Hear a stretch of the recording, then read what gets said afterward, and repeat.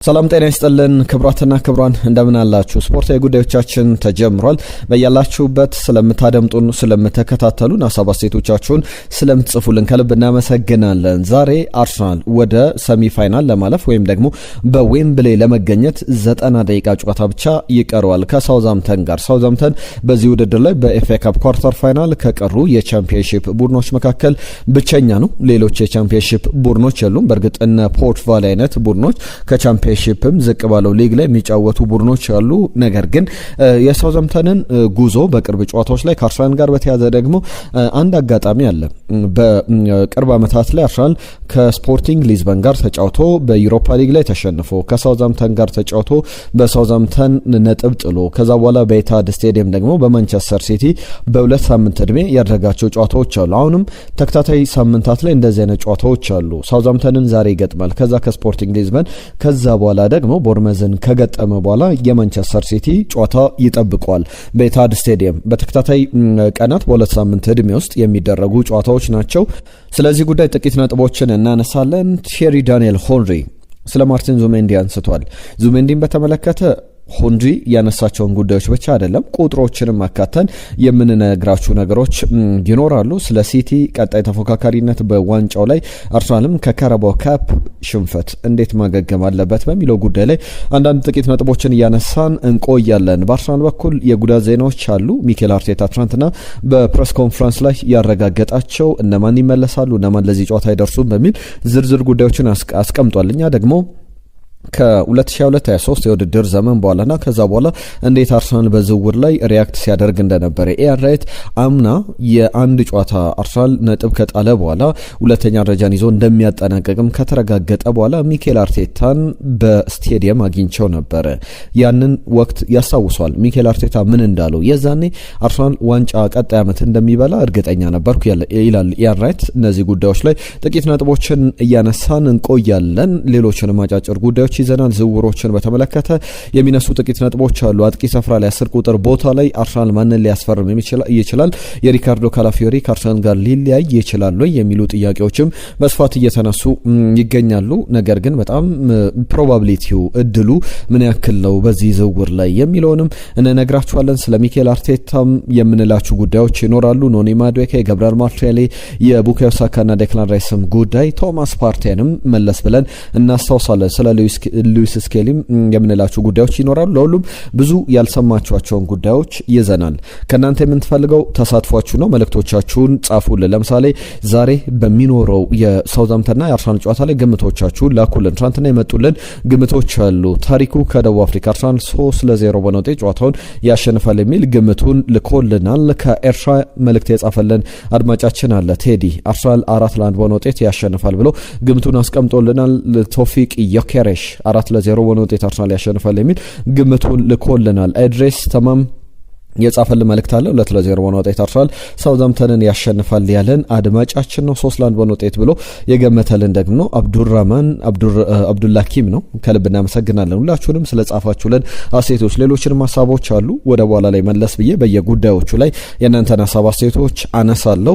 ለሁሉም አሁን በቀጥታ ወደ ጉዳዮቻችን ስናልፍ አርሰናል ከሳውዛምተን ምሽት 4 ሰዓት ላይ በሴንት ሜሪ በሳውዛምተን ስቴዲየም የሚደረግ ጨዋታ ነው። በዚህ ጨዋታ ላይ አሰልጣኝ ሚኬል አርቴታ ሳውዛምተን በቅርብ ጨዋታዎች ላይ ጥሩ ቡድን እንደሆነ ተመልክተናል። በተለይ ከ50 ዓመት በፊት ነበረ የኤፍኤ ካፕ ዋንጫን ያሸነፈው 1976 ላይ። አሁን 50 ዓመት ድፍን ሞልቶታል። የዚህን ዓመት ላይ 8 ቡድኖች ሲቀሩ ከ8ቱ አንዱ ሆኗል። ብቸኛው የቻምፒየንሺፕ ቡድንም እንደሆነ ይታወቃል። ስለዚህ ጉዳዮችም ጥቂት ነጥቦችን አንስቷል በትናንትናው ጋዜጣዊ መግለጫ ላይ። ከጉዳት ዜናዎች ጋር በተያያዘ ግን አንዳንድ ጥቂት ነጥቦችን ላንሳና አርሰናል ሌሎች ተጨማሪ ጉዳዮችን እየነገርኳችሁ እቆያለሁ። ጉዳት ላይ በአርሰናል በኩል እነማን ወደ ሜዳ ይመለሳሉ፣ እነማን በዚህ ጨዋታ ላይ አይደርሱም በሚለው ጉዳይ ላይ አሰልጣኝ ሚኬል አርቴታ በግልጽ ያስቀመጣቸው ስሞች አሉ። ለምሳሌ ኖኒ ማዱዌኬን በተመለከተ በእርግጥ አንዳንድ ሌሎች ሪፖርቶችን ስመለከት ነበረ። አንድ ኦፍ አርሰናል የጉዳት ዜናዎችን በማውጣት ታማኝ የሚባል የአርሰናል ጉዳት ዜናዎች ላይ ምንጭ የሚባል ትክክለኛ መረጃዎችን ያቀርባልና ከቡድኑ ጋር ተጉዟል የሚል ነገር ተመልክተናል። እንግዲህ እንደ ሰርፕራይዝ ልንመለከተው እንችላለን። በጨዋታው ላይ ኖኒ ማዱዌኬ ባይሰለፍ እንኳን ተቀያሪ ወንበር ላይ ካለ በጣም ጥሩ ዜና ነው። ሚኬል አርቴታም በእርግጥ የኖኒ ማዱዌኬ ጉዳት በጣም የሚያሳስብ ይመስል ነበር። እሱም በጣም ተጨንቆ ነበረ።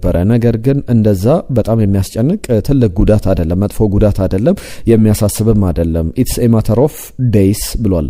ዊክ አይደለም፣ ሳምንታትን የሚፈጅ ጉዳት እንኳን አይደለም፣ ቀናትን ብቻ ፈጅቶ ወደ ሜዳ ይመለሳል ብሏል። ያ ማለት በዚህ ጨዋታ በሳውዛምፕተን ጨዋታ እንኳን ባይደርስ ለስፖርቲንግ ሊዝበን ጨዋታ እንጠብቀዋለን። ፒየሮ ኤንካፒዬ እና ኤብሬቺ ኤዜ ሁለቱም ከጨዋታው ውጪ ናቸው። ምንም አይነት ታይም ፍሬም አልተቀመጠላቸው መቼ ይመለሳሉ በሚለው ጉዳይ ላይ ኤዜን በተመለከተ መቼ ይመለሳል የሚለውን ለማስቀመጥ ይከብደኛል ብሏል ሚኬል አርቴታ። ምክንያቱም ስፔሻል ካራክተር ነው።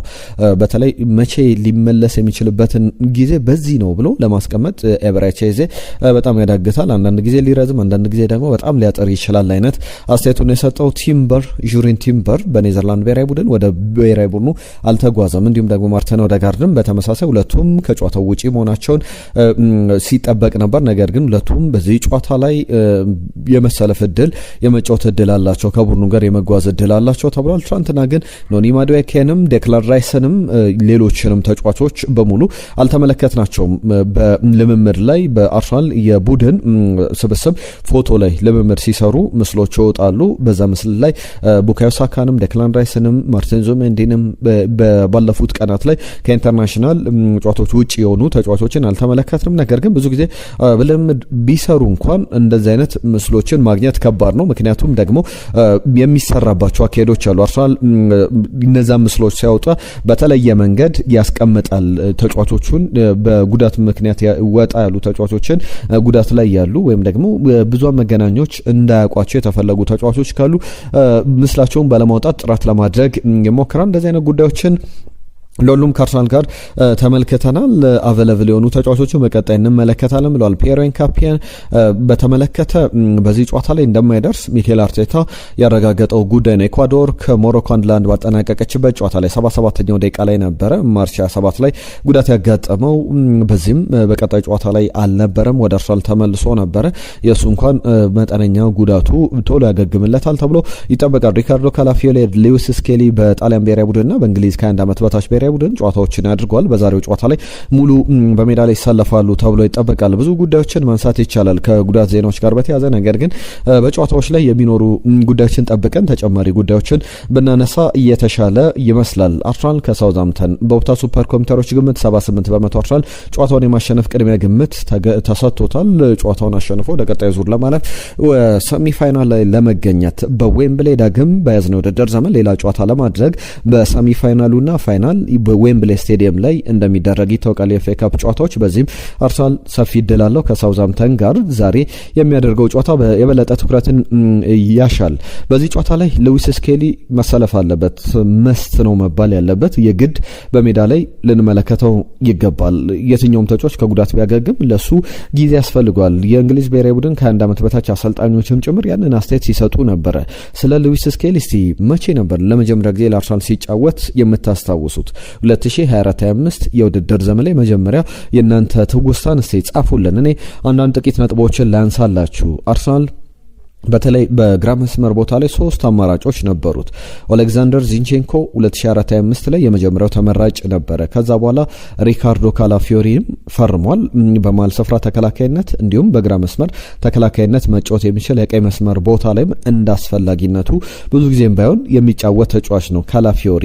ከዛ በተጨማሪ ጃኮብ ኪቪዮርም ነበረ። እነዚህ 3 ተጫዋቾች የውድድር አመቱ 2024-25 የውድድር ዘመን ሲጀመር ከሉዊስ ስኬሊ ቀድመው በዛ ቦታ ላይ የሚሰለፉ ተጫዋቾች ተብለው የተመረጡ ናቸው። 3 አማራጮችን ይዞ ነበረ አርሰናል የጀመረው። ሉዊስ ስኬሊ ደግሞ የ18 ዓመት ተጫዋች ነበረ።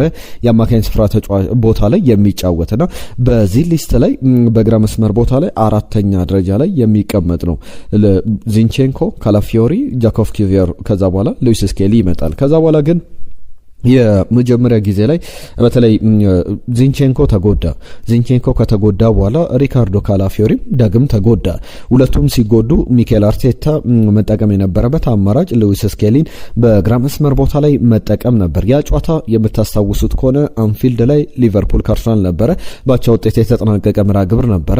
ሉዊስ ስኬሊ በአርሰናል መለያ በጥሩ ብቃት ራሱን በደንብ የገለጸበት ነበር። ከዛ በኋላ እስከ ቤርናቦ ድረስ በደንብ አስደናቂ ጊዜን አሳልፏል። በበርናባው በቻምፒየንስ ሊግ የሩብ ፍጻሜም የግማሽ ፍጻሜም ጨዋታዎች ላይ የሚገርም አይነት ብቃትን ሲያሳይ ነበረ። 39 ጨዋታዎችን አድርጓል ባለፈው የውድድር ዘመን በሁሉም ውድድሮች ላይ። ዘንድሮ 23 ጨዋታዎችን አከናውኗል። አብዛኞቹ ተቀያሪ ወንበር ላይ ያሳለፈባቸውና ጥቂት ደቂቃዎችን የተጫወተባቸው ነውና ለሱ ተጨማሪ የመጫወቻ ጊዜ ደቂቃዎች ያስፈልጉታል። በትክክልም ያንን በሜዳ ላይ መመልከት ይኖርብናል። ያንን ጉዳይ በስፋት እየተመለከትን በቀጣይም ጊዜ መቆየታችን የሚቀር አይደለም። ማርሻል ከሳውዛምፕተን እነዚህ ጉዳዮች የሚነሱ ሀሳቦች ናቸው። አሰልጣኝ ሚኬል አርቴታን እየተመለከቱ ጉዳዮችን አነሳለሁ። ከዛ አስቀድሜ ግን አሁን ስለ ጉዳት ሳነሳላችሁ ነበር። ጥቂት ነጥቦችን አንስቻለሁ። ዘንድሮ ብዙ ተጫዋቾች በአርሰናል በኩል ተጎድቷል። ለምሳሌ ኖቬምበር ላይ ወይም ህዳር ላይ የምታስታውሱ ከነበረ በአርሰናል በኩል 6 የአጥቂ ተጫዋቾች ጉዳት ላይ ነበሩ።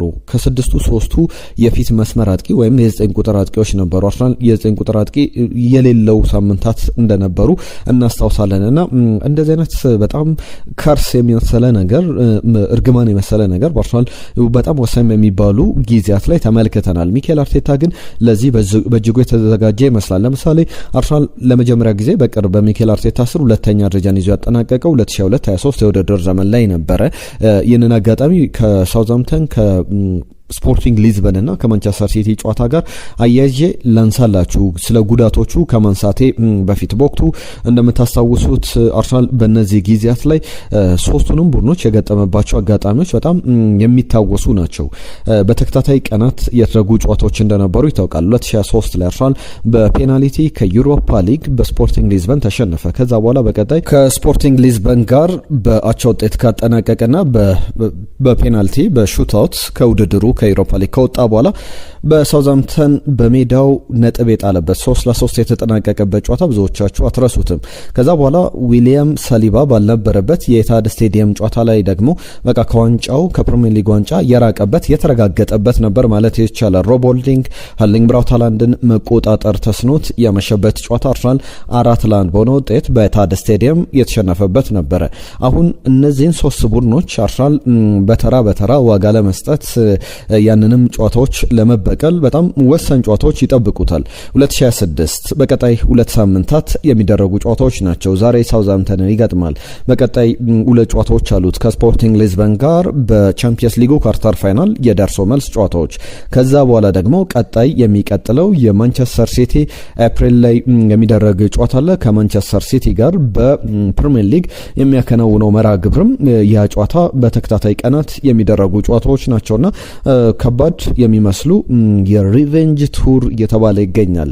እንግዲህ የበቀል ጉዞዎችን ያከናውናል አርሰናል። እነዚህን ጨዋታዎች በተመለከተ በቀጣይም ብዙ ልንል እንችላለን። 2022 ላይ ዳግም ለመለሳችሁና አንዳንድ ጥቂት ነጥቦችን እናንሳ። ስለ ጉዳቶች፣ ስለ አርሰናል ከርስ፣ ስለ አርሰናል መጥፎ ድል የሚነሱ ነገሮች አሉ። በዛን ጊዜ የስፖርቲንግ ሊዝበን ጨዋታ ላይ ነበረ ዊሊያም ሳሊባ የተጎዳውና ሚኬል አርቴታ በእጅጉ ዋጋ የከፈለበት ነበር። አርሰናልም ጭምር ዊሊያም ሳሊባ ቢኖር ምናልባት የውድድር ዓመቱ በዛ መንገድ ላይ ጠናቀቅ ይችላል። ብዙ የአርሰናል ደጋፊዎች እምነታቸውም ጭምር ነውና በዛን ወቅት ላይ 2022-23 እንግዲህ ሰከንድ ፕሌስ ላይ የተቀመጠው አርሰናል ለመጀመሪያ ጊዜ በዛ በሁለተኛ ደረጃ ይዞ ያጠናቀቀበት ወቅት ላይ ሚኬል አርቴታ ከዛ ትምህርት ወሰደና በጣም ቨርሳታይል ፊዚካል የሚባሉ ተጫዋቾችን አስፈረመ። ዴክላን ራይስ፣ ካይ ሃቨርትዝ፣ ዩሪን ቲምበር በተለያዩ ቦታዎች ላይ መጫወት የሚችሉ ቨርሳታይል የሚባሉ ፊዚካሊም ያንን ለአርሰናል ፊዚካሊቲን መጨመር የሚችሉ ተጫዋቾችን አስፈረመ።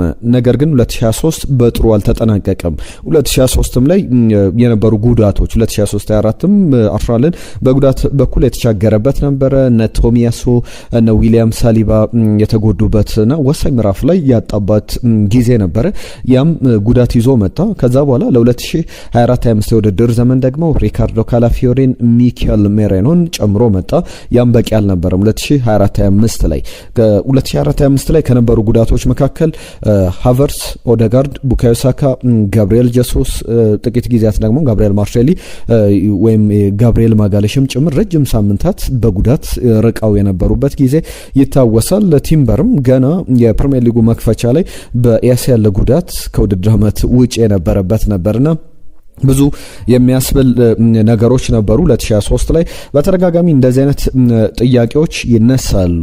አሁን ግን አምና ከነበረበት ችግር ለምሳሌ አምና ብዙ ዊኒንግ ፖዚሽን ላይ ሆኖ ለማሸነፍ ነጥብ እያገኘ በሄደበት ርቀት ላይ ነጥብ የሚጠልባቸው ሳምንታት ነበሩ። ከዛ ውጪ ደግሞ ቀይ ካርዶች ለምሳሌ በዚህ እስከ 31ኛው ሳምንት ድረስ አምና 6 ቀይ ካርዶች ነበሩበት። አሁን አርሰናል በጣም ዲሲፕሊንድ የሆነ ቡድን ነው። 0 ቀይ ካርዶች፣ ምንም አይነት ቀይ ካርድ አልተመለከተም። ከዛ በተጨማሪም ነጥብ የሚጠልባቸውን በማሸነፍ ፖዚሽን ላይ ሆኖ እየመራ ነጥብ የሚጠልባቸው ጨዋታዎች በእጅጉ ቀንሷልና አርሰናል ብዙ ነገሮችን አሻሽሏል። ዘንድሮ ያስፈረማቸው ተጫዋቾች ብዛት፣ ጥራት በደንብ አግዞታል። ለምሳሌ ሃቨርስ የገብርኤል ጀሱስ ግማሽ የውድድር ዘመን አልነበሩም፣ እስከ ጃንዋሪ አልተመለከትናቸውም። ኖቬምበር ላይ 6 የአርሰናል ተጫዋቾች ጉዳት ላይ እንደነበሩ ይታወቃል። በተለይ የማጥቃት አማራጮች ላይ የነበሩ ከዛ በኋላ የሆነ ሳምንት ደግሞ ተከላካይ ተጫዋቾች በጉዳት ሲታመሱ እንደነበረ ይታወቃል። ያንን ሁሉ አርፎ አሁን አርሰናል ወደ መጨረሻው ምዕራፍ ላይ ደርሷልና አሰልጣኝ ሚኬል አርቴታም ቡካዮ ሳካን በተመለከተ በሰጠው አስተያየት ላይ አንድ ነገር ሲያነሳ ነበረ። በተለይ በውድድር ዓመቱ የመጨረሻ ምዕራፍ ላይ እንገኛለን ብሏል። ቡካዮ ሳካን በተመለከተ ከሱ ጋር ተነጋግር ያለው በተለይ ያለው ብቃት መውረዱን በተመለከተ የሚሰጡ አስተያየቶች አሉ። ብዙ ነገሮች ይነሳሉ። በመጨረሻው የሲዝኑ ፓርት ላይ እንገኛልና አሁን በዚህ ወቅት ላይ በቀጣይ 8 ሳምንታት ወይም 2 ወራት ያለንን ሁሉ የምናሳይበት ነው የሚል ነገር ሲያነሳ ነበር አሰልጣኝ ሚኬል አርቴታ። በዚህ ጉዳዮች ላይ ተጨማሪ ሀሳቦች መነሳት የሚችሉ ናቸው። አሁን አስፈላጊው ነገር ኦክቶበር እና ኖቬምበር ላይ ያሳካናቸው ነገሮች ሳይሆኑ ከዛ በኋላ እንግዲህ አሁን በመጨረሻው የሲዝኑ ምዕራፍ ላይ የምናደርጋቸው የምናሳካቸው ነገሮች በደንብ ትኩረት ሊሰጣቸው ይገባል የሚል አስተያየቱን ሲሰጥ ነበር አሰልጣኝ ሚኬል አርቴታ። ለሁሉም እነዚህ ጉዳዮች ከአርሰናል ጨዋታ ጋር በቀጣይም ስለሚኖሩ ጉዳዮች የበለጠ ብዙ ሀሳቦች ሊሰጥባቸው የሚችሉ ጉዳዮች ናቸው። ሚኬል አርቴታ የመጋቢት ወር ወይም የማርች ወር የእንግሊዝ ፕሪሚየር ሊግ የወሩ ምርጥ አሰልጣኝ ተብሎ ተመርጧል። 3 ጨዋታዎችን አድርጓል። አርሰናል 3ቱንም አሸንፏል። ሚኬል አርቴታ እንግዲህ ጥሩ ጉዞ ላይ ነበረ። ሴፕቴምበር 2021 ላይ ለአርሰናል ለመጀመሪያ ጊዜ የወሩ ምርጥ አሰልጣኝ ተብሎ ከተመረጠበት ጊዜ ጀምሮ 8 ጊዜ የትራንቱን ጨምሮ የማርች ወር 2026 አሸናፊነትን ጨምሮ 8 ጊዜ አሸንፏል። ያ ማለት በእንግሊዝ ፕሪሚየር ሊግ 6 አሰልጣኞች ብቻ ናቸው ከሚኬል አርቴታ በበለጠ የወሩ ምርጥ አሰልጣኝ ክብርን በተደጋጋሚ ማሸነፍ የቻሉት። በትልቅ ደረጃ ሊነሳ የሚችል ጉዳይ ነው። ፓሪስ ሰን ጀርመንን የተመለከተ የዝውውር ጉዳይ ላንሳ። አንዱ ለዝውውሮችን ላንሳና የእናንተን ሀሳቦች አስተናግዳለሁ። ፓሪስ ሰን ጀርመን ከጋብሪኤል ማርቲኔሊ ጋር ስሙ እየተያዘ ይገኛል። በክረምቱ ሉዊስ ኤንሪኬ እንዲሁም ደግሞ የቡድኑ ዝውውሮች ላይ የሚሰሩት ቁልፍ ሰው ሉዊስ ኮምፓስ ያነሷቸው ጉዳዮች አሉ። ሪሼፕ ለማድረግ የፓሪስ ሰን ጀርመንን ማጥቃት አንደኛው አማራጭ ተብሎ እየተመለከቱት ያሉት ጋብሪኤል ማርቲኔሊ ነው ተብሏል። በምን ያክል ደረጃ ስኬታማ ሊሆን ይችላል ዝውውሩ የሚለው የሚጠበቅ ነው። አትሌቲኮ ማድሪድ ትናንትናም ሲነሳ የነበሩ ጉዳዮች አሉ። ኦሎምፒክ ደ ማርሴይ ከፈረንሳይ፣ አርቢ ላይፕዚግ እና ቦሩሲያ ዶርትመንድ ደግሞ ከጀርመን የተጫዋቹ ፈላጊ ሆነው ብቅ ብለው እንደነበረ ይታወቃል። የዳኒ ኦልሞም ጉዳይ እየተነሳ ይገኛል። ባለፉት ቀናት ከማንቸስተር ሲቲ ጋር ስሙ ሲያዝ ነበር። አሁን ባርሰሎና ተጫዋቹን መሸጥ ይፈልጋል እየተባለ ይገኛል እና ዳኒ ኦልሞ ወደ አርሰናል ሊመጣ የሚችልበት እድል አለ ተብሏል። በጣም ጥሩ ዝውውር፣ ጥሩ በተለይ ጉዳት በሚኖርባቸው ጨዋታዎች ግን ትልቅ አቅም መፍጠር የሚችል ትልቅ ድንቅ የሚባል ስፔናዊ ተጫዋች ነውና የዳኒ ኦልሞ ጉዳይ በአርሰናል በኩል አንድሪያ ቤርታ በደንብ ጠንከር አድርገው ቢይዙት የምንለው አይነት ዝውውር እንደሆነ ማንሳት ይቻላል። ትልልቅ ዝውውሮች የሚጠበቁበት ጊዜ ነው። በአርሰናል በኩል አንዳንድ ሪፖርቶችን ስንመለከት ነበረ። ትናንትና ከእናንተ ከመጡልን ሀሳቦች መካከል ለምሳሌ በዝውውሮች ላይ አርሰናል መስራት ያለባቸው ስራዎችን አሉ። ለምሳሌ አየነው ሙላለም አርሰናል ማርቲኔሊን ጄሱስን ለአትሌቲኮ ማድሪድ በመሸጥ አልቫሬዝን ማስፈረም፣ በተጨማሪም ሌሎች አንድሪያ ቤርታ ሌሎች ወጣት ተጫዋቾችን የማይፈልጉ ተጫዋቾችን በመሸጥ ወጣት ተጫዋቾችን ማምጣት አለባቸው ሲለን ነበር። በዚህ ላይ አርሰናል አሁን ወጣት ተጫዋቾች ላይ አይደለም ትኩረት የሚያደርገው የሚሉ ሪፖርቶችን እየተመለከትኩ እገኛለሁ። በቀጣይ ቀናት ላይ በስፋት እንመለስበታለን። ወጣት ተጫዋቾችን ሳይሆን አርሰናል ማድረግ ወይም ማስፈረም የሚፈልገው ከዛ ላቅ ያሉ ተጫዋቾችን ወይም በዋናው ቡድን ውስጥ መፎካከር የሚችል ዊሊያም ሳሊባን ወይም ጋብሪኤል ማጋሌሽን ቤንች ላይ ያደርጉ ሊፎካከሩ የሚችሉ አማካኝ ስፍራ ላይ ከነ ማርቲን ዙቤንዲ ጋር መፎካከር የሚችሉ አጥቂ ቦታ ላይም ቪክተር ዮኬሬሽን ተጠባባቂ ወንበር ላይ ሊያመጡ የሚችሉ ተጫዋቾችን ነው አርሰናል ሊያስፈርም እቅዶች ያሉትና ትልቅ ሰመር ላይ ትልቅ እቅዶች አሉ። በተለይ ደግሞ እንደ ሲዝኑ መማር ሊወሰኑ የሚችሉ ጉዳዮች ይጠበቃሉ ተብሏል። ትናንት ከመጡ መልእክቶች መካከል ታሪኩ ከደቡብ አፍሪካ ቸልሲ ኤፍ ኤ ካፑን 2-2 ያጠናቅቃል። ሲቲ ደግሞ በሊቨርፑል 2-1 ይሸነፋል ብሎናል። ከልብ እናመሰግናለን። ኤቶ አርሰናል ሁል ጊዜ ቅድሚያ የሚሰጠው ቡድን ነው፣ በሚኬል አርቴታም እምነት አለኝ የሚል መልእክቱን ልኮልናል። ተውፊቅ ያከሬ ሰላም ለኔ በአመቱ ምርጥ ስብስብ ውስጥ አለን ሺረር ትናንትና የጠራቸው 11 ምርጥ ስብስብ ውስጥ በአርሰናል በኩል ዳቪድ ራያ፣ ዴክላን ራይስ፣ ጋብሪኤል ማጋሌሽ እና ዊሊያም ሳሊባ ተካተዋል። በእነዚህ ስብስብ ውስጥ ደግሞ መካተት የነበረባቸው ጁሪን ቲምበርና ፒየሮ ኤንካፔ መካተት ነበረባቸው የሚል ሀሳቡን ልኮልናል። ዩሱፍ ሙሐመድ ቡካዮ ሳካ ከአርሰናል ስኳድ ውስጥ ውዱ ተጫዋች ነው ብሎናል። ዴክላን ራይስ ደግሞ 120 ሚሊዮን ፓውንድ የሚወጣበት ተጫዋች ነው እያለን አፍቴ የተባለ አድማጫችን ነው። ከልብ እናመሰግናለን ሁላችሁንም ስለጻፋችሁልን መልእክት። ኤድሬስ የጻፈልን መልእክት አለ። ኤድሬስ ተማም ራይስና ጋብሪኤል ማጋሌሽ እንግዲህ በአርሰናል ትልቅ ዋጋ ቫልዩ ከሚሰጣቸው ተጫዋቾች መካከል መጠራት አለባቸው ተብሏል። ታምራት ወርቅ አለማው የጻፈልን መልእክት አለ። እንዴት ነው ራይስ ስንተኛ ሊሆን ነው ብሎናል። ትናንትና ቡካዮ ሳካ ከአርሰናል ቀዳሚ ነው በ120 ሚሊዮን ፓውንድ በትራንስፈር ማርኬት ቫልዩ መሰረት ከአርሰናል ተጫዋቾች ቀዳሚ ነው ብለን ነበር በእንግሊዝ ፕሪሚየር ሊግ ላይ። ራይስ ግን እንደኔ ታምራት ወርቅ አለማው ትክክለኛ ጥያቄ ነው ያነሳው።